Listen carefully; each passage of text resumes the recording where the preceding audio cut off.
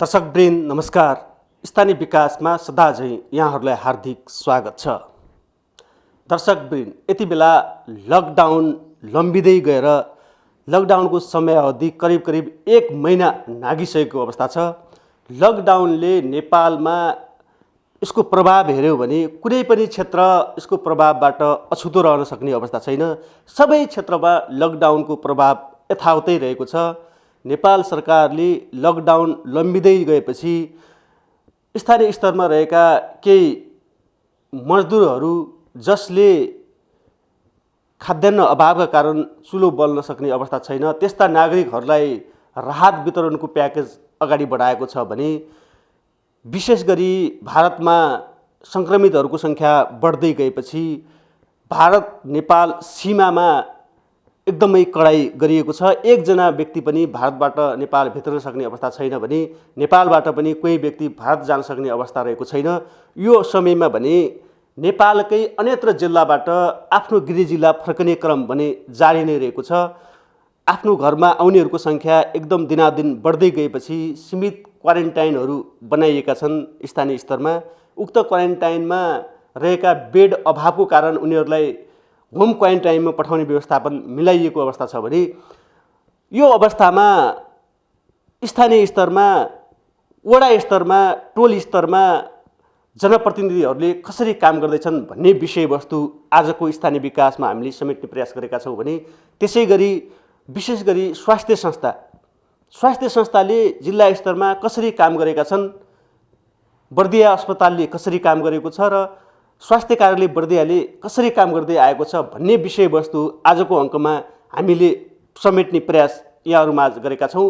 यसै सन्दर्भमा हामी बर्दिया जिल्लाको राजापुर नगरपालिका पुगेका छौँ। राजापुर नगरपालिकाका वडा नम्बर 8 का वडा अध्यक्ष हामीसँग हुनुहुन्छ। उहाँले कसरी काम गर्दै हुनुहुन्छ त भन्ने विषय हामीले यहाँ प्रस्तुत गर्न खोजेका छौँ। हेरौँ वडा अध्यक्षको यो भनाइ। सुरुको बेलामा यहाँका राजनीति दलका चाहिँ प्रमुख जिम्मेवार व्यक्तित्व र यहाँका वर्ग समाजसेवीसँग हामी प्रत्यक्ष रूपमा यो कोरोना भाइरस सम्बन्धी हामी यो अन्तर्क्रिया गऱ्यौँ। यसको प्रभाव यो छ भन्ने कुरामा हामी यो कसरी मान्छेमा जनचेतना फैलाउने भन्ने कुरा गऱ्यौँ। त्यो पछि हामीले चाहिँ यो ठाउँ चाहिँ यो सूचना ब्यानरहरू चाहिँ टाँसेर हामीले चाहिँ सन्देशमूलक चाहिँ एउटा प्रचार प्रसार गऱ्यौँ। बिस्तारै गरेर हामीले पछि अब उहाँहरूलाई हामी माइकिङ मार्फत र जिङ्गल र माइकिङ गरेर पनि हामीले यो सूचना प्रवाह गऱ्यौँ। र पछि म आफै पनि प्रत्येक चोकमा गएर स्पष्ट हिसाबले यसको प्रभाव र जोखिम यो छ भन्ने विषयमा पनि म आफै प्रत्येक टोलमा चाहिँ माइकिङ गर्दै पुग्ने अभियान चाहिँ सुरु गरेँ मैले र हाम्रो एउटा टिमले। त्यो पछि सँगसँगै हामीले अब अति विपन्न जससँग चाहिँ केही जग्गा जमिन पनि केही छैन र विभिन्न कारणले आफ्नो पति गुमाउनु भएका अति विपन्न एकल महिलालाई हामीले राहत दिनुपर्छ भनेर 25 जना महिलालाई हामीले राहत वितरण गऱ्यौँ।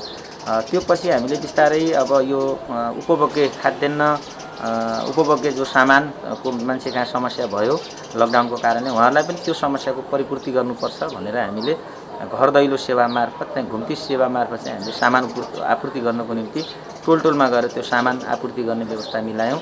र पछि बिस्तारै आएर अहिले हामीले अब मान्छेलाई के अरे चाहिँ खाद्यान्न चाहिँ समस्या सँगसँगै यो स्वास्थ्यको समस्या पनि महत्त्वपूर्ण समस्या भएको कारणले गर्दा हामीले घुम्ती सेवा मार्फत जो ज्येष्ठ नागरिक तथा दीर्घरोगीहरूलाई पनि हामीले हामीसँग भएको जनशक्ति र हामीसँग भएको औषधि सहित लिएर हामी चाहिँ उहाँहरूको टोलमा गएर उहाँहरूलाई प्रत्यक्ष रूपमा भेटेर यो चाहिँ लकडाउनको पुनः पालना गर्दै समदूरी कायम गरेर उहाँहरूसँग स्वास्थ्य सेवा दिने जो कार्यक्रम छ त्यसलाई पनि हामीले जारी राखेका छौँ। र अब सँगसँगै हामी बिस्तारै अब शिक्षासँग केन्द्रित पनि हामी कार्यक्रम गर्दैछौँ। विशेष गरी यो लकडाउनको बेलामा विद्यार्थीहरूको अवस्था एकदम चाहिँ संवेदनशील छ। विद्यार्थीहरूले पढ्न पाएका छैनन्। एसी परीक्षा चाहिँ स्थगित भएको छ। त्यस कारणले गर्दा यो रेडियो मार्फत चाहिँ हामी क्लास सुरु गर्नुपर्छ कि भन्ने सोचेका छौँ। अब यो त समग्र नगरपालिकाले गर्दा उपयुक्त हुने हो, तर हामी अब के गर्दा उपयुक्त हुन्छ अबको चाहिँ परिवेशमा भन्ने कुरामा हामी र हाम्रो वडा कार्यालय अरूभन्दा संवेदनशील तरिकाले लागेको छ र हामी अलिकति यो समयमा अलि भिन्न तरिकाले प्रस्तुत हुनुपर्छ भन्नेमा लागेका छौँ।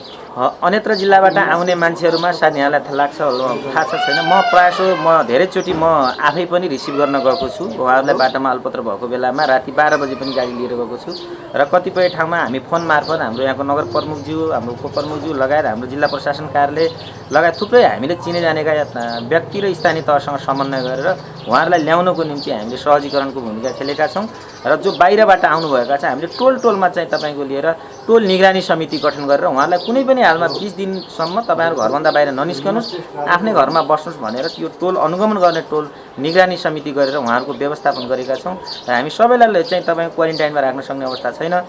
थुप्रै मान्छेहरू आएको कारणले गर्दा अलिकति अवस्था जटिल देखिन्छ। योजना के छ आगामी योजना होला? आगामी योजना विशेष गरी आज योजना भन्ने कुरो अब परिवेशलाई हेरेर योजना गर्ने कुरा हो। अब पक्कै पनि अब यो कोभिड-19 कोरोना भाइरसको प्रभावलाई हेरेर परिस्थिति जे सिर्जना हुन्छ, अब राष्ट्रले जे निर्णय ल्याउँछ त्यसलाई हुबहु सहयोग गर्ने गरी प्रभाव राम्रोसँग जनतालाई चाहिँ त्यसले चाहिँ सपोर्ट पुग्ने गरी र नेपाल सरकारलाई पनि सहयोग पुग्ने गरी कार्यक्रम ल्याउँछौँ। अब यो र ऊ भन्ने कुरा हुँदैन, परिवेशले जे निम्त्याउँछ त्यसको चाहिँ मुकाबिला गर्नको निम्ति हामी समयअनुसार योजना बनाएर जान्छौँ। दर्शकबिन, यो त देखायौँ हामीले वडा स्तरमा वडाले कसरी काम गरेको छ भन्ने विषयवस्तु। अब हामी सिधै स्वास्थ्य कार्यालय बर्दियाका प्रमुख समक्ष पुगेका छौँ। हेरौँ स्वास्थ्य कार्यालय बर्दियाले कसरी काम गर्दै आएको छ।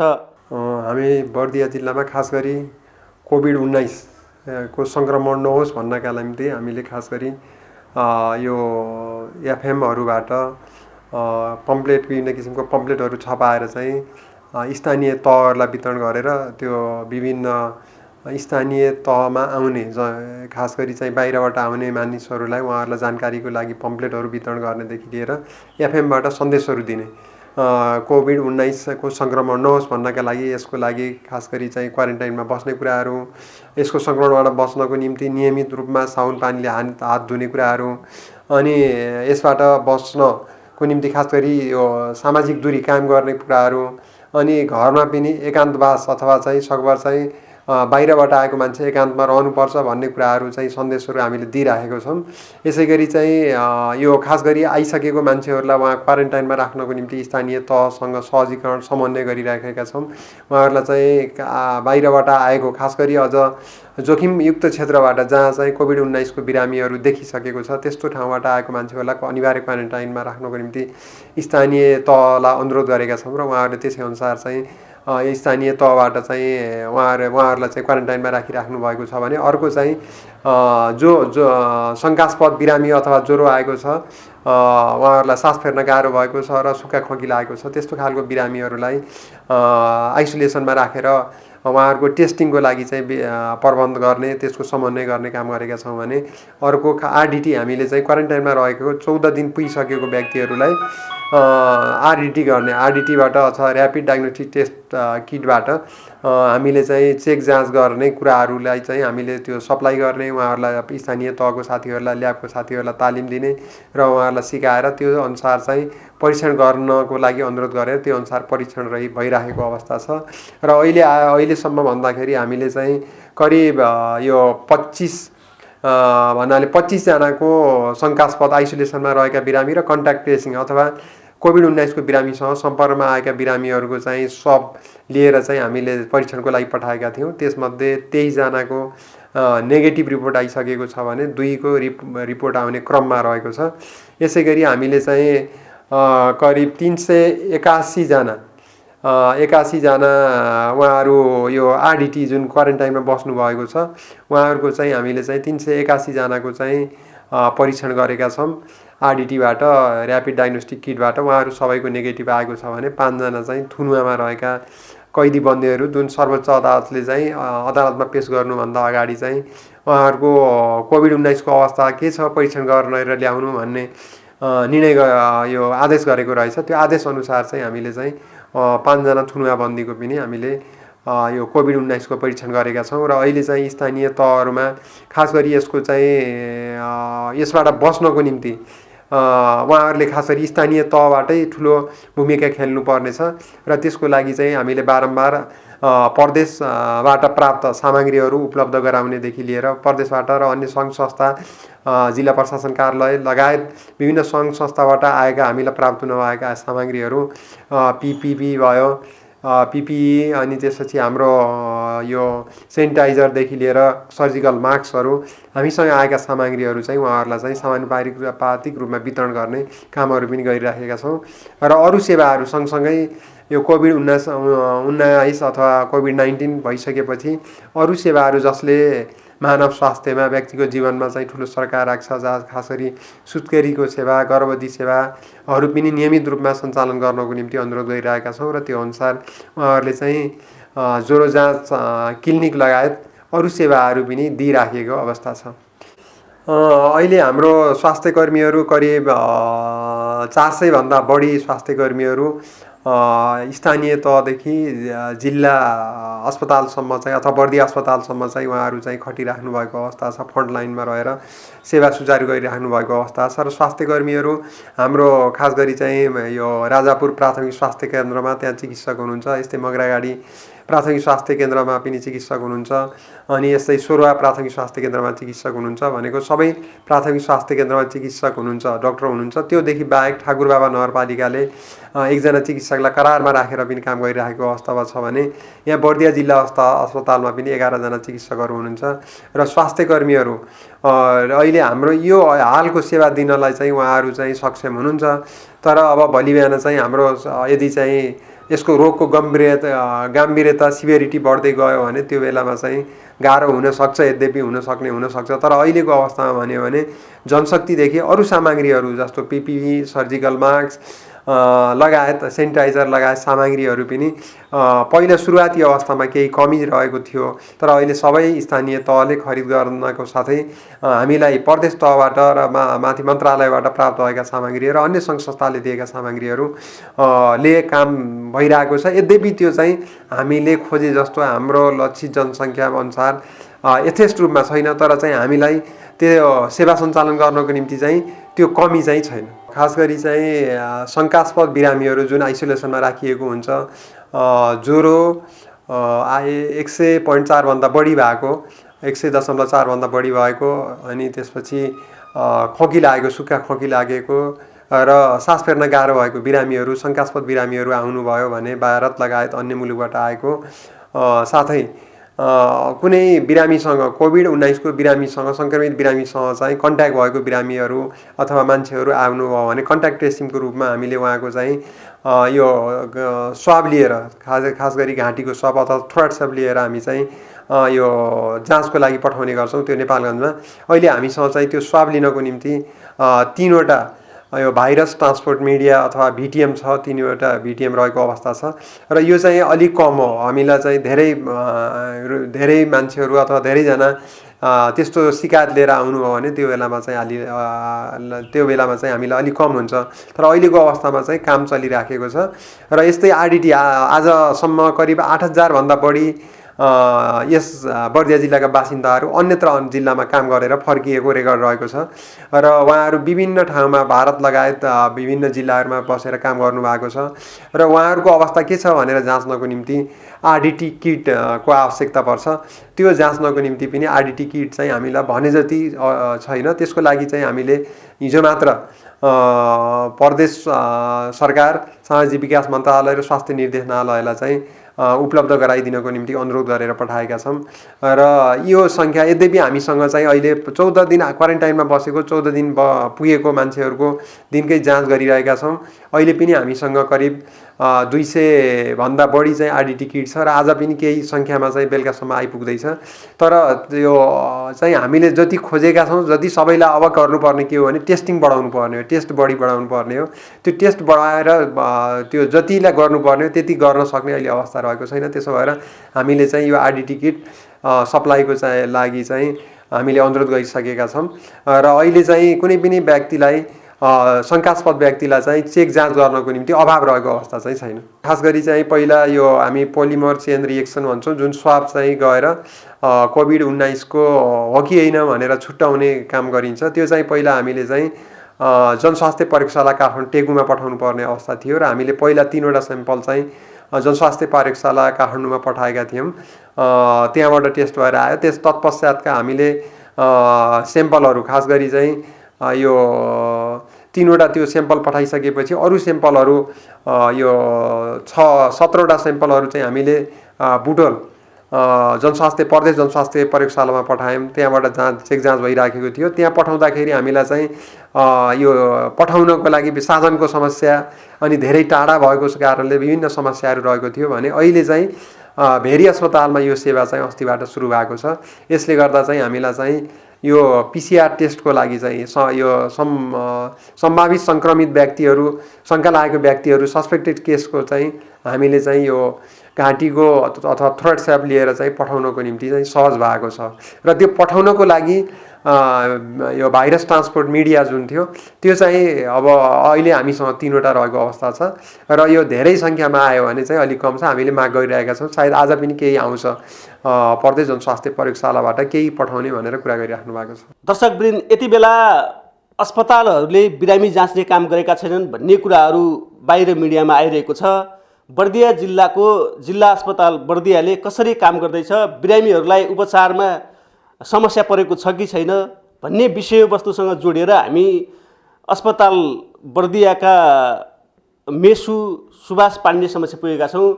हेरौँ बर्दिया जिल्ला अस्पतालले कसरी काम गर्दै आएको छ, मेसुको यो भनाइ। हामीले अहिले बर्दिया अस्पतालमा चाहिँ ओपिडी, इमर्जेन्सी र इन्डोर सेवा तीनटै सञ्चालन गरेछौँ। तर ओपिडीलाई चाहिँ कोभिड क्लिनिक भनेर हामीले सञ्चालन गरेका छौँ र आएका बिरामीहरू जुन हुनुहुन्छ उहाँहरूलाई पनि हामीले चाहिँ डिस्टेन्स मेन्टेन गरेर चाहिँ आइसकेको बिरामीलाई चाहिँ फिर्ता गरेका छौँ। त्यस अन्तर्गत चाहिँ कोभिड क्लिनिकमा ज्वरोका बिरामीहरू ओपिडीमा 10 देखि 15 जनासम्म आउनुहुन्छ। इमर्जेन्सीमा चाहिँ मोटामोटी दिनको 5 देखि 10 जनासम्म ज्वरोका बिरामी आउनुहुन्छ। तर ओपिडीको सङ्ख्या हेऱ्यो भने आइतबारको दिनमा अहिले पनि हामी कहाँ 100 देखि 110 जनासम्म, अरू दिनमा चाहिँ 60 देखि 80 जनासम्म ओपिडीका बिरामीहरू आइराख्नु भएको छ। यसको मतलब मैले के निष्कर्षमा के निकाल्न खोजेको हो भनेपछि ओपिडीमा आउने बिरामी ज्वरोको मात्र नभएर अरू पनि बिरामीहरू जुन आउनु भएको छ उहाँहरूलाई चाहिँ हामीले चाहिँ सेवालाई चाहिँ कमी कमजोरी नगरिकन आएको सम्पूर्ण बिरामीलाई चाहिँ सुरक्षाको उपायहरू अपनाएर गोलो घेरामा राखेर 3 फिटको अथवा 1 मिटरभन्दा बढीको दूरी मेन्टेन गरेर टाढैबाट भए पनि आवश्यकता अनुसार उहाँलाई चाहिँ जाँच गरेर हामीले सेवा दिइरहेका छौँ। स्वास्थ्यकर्मीलाई अलिक बढी जोखिम छ भन्ने कुराहरू पनि आइरहेछ हैन? हजुर, विश्वलाई हेऱ्यो भने त्यो पनि देखिन्छ। यो जोखिमलाई न्यूनीकरण गर्नलाई कस्ता कस्ता उपायहरू अवलम्बन गर्नुपर्छ? अभियसली अब हाम्रो अस्पताल अथवा स्वास्थ्यसँग सम्बन्धित सम्पूर्ण निकायहरू नै सबभन्दा पहिलो सङ्क्रमित हुने ठाउँ हो र देखिएको पनि छ। तर त्यही पनि हाम्रो अस्पतालमा चाहिँ अहिलेलाई चाहिँ हामीले चाहिँ जस्तो पिपी चाहिँ मोटामोटी र अरू स्वास्थ्यको सामग्रीहरू 10 लाख जतिको सामानहरू मोटामोटी 61वटा चाहिँ मेन पुरै सेट भएको पिपी चाहिँ हामीले खरिद गरेका छौँ। N95 मास्क पनि हामीले अस्पतालको आफ्नै स्रोतबाट चाहिँ 170 जति खरिद गरेछौँ र सबै हाम्रो स्टाफलाई चाहिँ एउटा भए पनि कमसेकम हामीले N95 डिस्ट्रिब्युट गरेका छौँ र हरेक दिन उहाँहरूको इन्ट्री गरेर एउटा चाहिँ सर्जिकल मास्क पनि दिनको एउटा चाहिँ बिहानै आउने बेलामा हाजिरी गरेसँगै हामीले हाजिरी गराएर एउटा मास्क प्रदान गर्ने गरेका छौँ र उहाँहरूको सुरक्षाको निम्ति चाहिँ चाहिने अरू उपायहरू पनि सेनिटाइजरहरू पनि हामीले ठाउँ ठाउँमा उपलब्ध गराएका छौँ र के भनेका छौँ भने आफै बुद्धि विवेक पुर्याएर कुनै बिरामी त्यस्तो धेरै सङ्क्रमित हुन सक्ने सम्भावना जस्तो लाग्छ भने उहाँहरूलाई हेर्दाखेरि पिपी प्रयोग गरेर हेर्नु होला। तपाईको मनले एकदम ढुक्क हुनु पर्यो बिरामी जाँच गर्नको लागि। यदि चाहिँ शङ्का लाग्छ भनेपछि त्यो बिरामीको सम्पूर्ण सुरक्षित भएर मात्र त्यो बिरामीले जाँच गर्ने भनेका छौँ। तसर्थ रूपमा भन्दाखेरि अब बिरामीको फ्लो बढ्यो, पोजिटिभ सङ्क्रमित अहिलेसम्म हामीले पत्ता लगाएका छैनौँ अथवा आएका छैन भने त हामी सेफ जोनमै छौँ भनेर भन्न मिल्छौँ र सामान पनि पर्याप्त नभएर पनि जो पुग्ने जति छ भने भन्न मिल्यो। तर यदि बिरामीको फ्लो बढ्न थाल्यो, पोजिटिभ सङ्क्रमितहरू धेरै हुन थाल्यो भने जति सामान छ त्यो अपुग हुन सक्छ र त्यसको लागि चाहिँ हामीले सम्बन्धित निकायमा, प्रदेश सरकारमा, हाम्रो निर्देशनालयमा चाहिँ हामीले जानकारी गराएका छौँ। यो अवस्थामा आम नागरिकलाई के भन्नुहुन्छ? सर्वप्रथम त मैले के भन्न चाहन्छु भने अस्पतालले चाहिँ सेवा जुन भन्नुभयो अघि त्यो पूर्ण रूपमा हामीले चाहिने जति सेवा अहिलेको आवश्यकता अनुसार हामीले सञ्चालन गरिरहेका छौँ। अपरेसनहरू पनि अस्पतालमा आमा सुरक्षा सम्बन्धी अपरेसन, हिजै पनि एउटा एपेन्डिक्सको अपरेसन, आजै पनि अब्स्ट्रक्टेड हर्नियाको अपरेसन भएको छ हाम्रो अस्पतालमा। त्यो अनुसारले जोखिम लिएर भए पनि हाम्रो स्वास्थ्यकर्मी, हाम्रो पुरै अस्पतालको साथीहरू, चिकित्सकहरू, नर्सेसहरू, ल्याबको साथीहरू सबैजनाले चाहिँ हामी स्वास्थ्य सेवा 24 घण्टा दिइरहेका छौँ। तर हामी चाहिँ अस्पतालमा बसेर सेवा दिइरहेछौँ भन्दैमा चाहिँ सामान्य किसिमको जो बिरामी हुनुहुन्छ उहाँहरूको चित्त बुझेको खण्डमा यदि पहिलेदेखि खाइराख्नु भएको औषधिहरू छ भने र स्वास्थ्य अवस्था आफूलाई ठिक छ जस्तो लाग्छ भने सामान्य कुराहरूको लागि चाहिँ अस्पतालमा नआइदिनु होला। उहाँहरू चाहिँ सम्बन्धित नजिकको ठाउँ मेडिकलहरूबाट औषधि लिएर भए पनि अथवा हाम्रै फार्मेसीबाट आफूभन्दा अलिकता हट्टाकट्टा मान्छेलाई पठाएर औषधि चाहिँ हामीले उपलब्ध गराइदिइरहेछौँ र त्यो हिसाबले चाहिँ सेवा लिन सक्नुहुन्छ। दोस्रो कुरा चाहिँ यदि रुगाखोरी सामान्य लागेको छ भने अहिलेको समयमा चाहिँ यो इन्फ्लुएन्जा मात्र नभएर चाहिँ कोरोना पनि हुनसक्छ भनेपछि त्यसको लक्षणहरू के छ, जस्तो कि उच्च ज्वरो आउनु, 101 जति अथवा त्योभन्दा माथि ज्वरो आउनु। दोस्रो कुरा ज्वरो आएको केही दिनमै अथवा त्यही दिनदेखि सास फेर्न गाह्रो हुनु, बान्ताहरू आउन थाल्नु, थकान धेरै लाग्नु, होइन, खोकी लागिराख्नु र सिगानहरू त्यति नबग्नु। कम्पेरिटिभ रूपमा चाहिँ इन्फ्लुएन्जाहरूमा अथवा अरू भाइरस फ्लूहरूमा सिगान धेरै आउँछ तर यसमा कम्पेरिटिभली सिगान कम आउन सक्छ। यस्तो लक्षणहरू देखियो भने आफ्नो सबभन्दा पहिला आफूलाई आइसोलेट गर्ने अथवा क्वारेन्टाइन गर्ने। तुरुन्तै दौड्नु अस्पताल अथवा चिकित्सक कहाँ स्वास्थ्यकर्मीमा दौड्नुभन्दा पनि सबभन्दा पहिला आफूलाई आइसोलेट गर्ने र आइसोलेट गरेर चाहिँ सुरक्षाका सावधानीहरू अपनाउने, झोलिलो पदार्थहरू प्रशस्त मात्रामा खाने र केही बेरसम्म हेर्ने।